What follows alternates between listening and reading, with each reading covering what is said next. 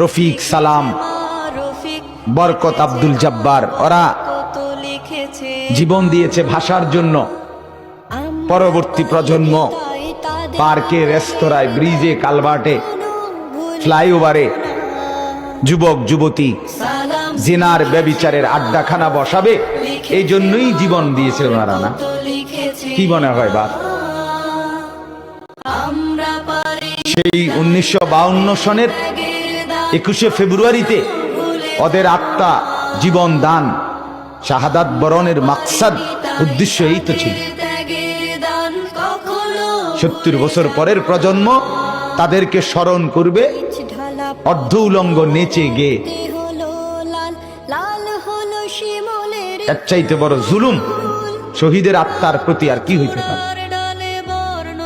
এর চাইতে বড় হাস্যকর প্রহসন আর কি হইতে পারে বলেন? এক মানুষ দেশের জন্য, মাতৃভাষার জন্য রক্ত দিল, জান দিল, বুকের তাজা রক্ত দিল, বিনিময়ে পরবর্তী প্রজন্ম তাকে স্মরণ করছে নাইচা গাইয়া।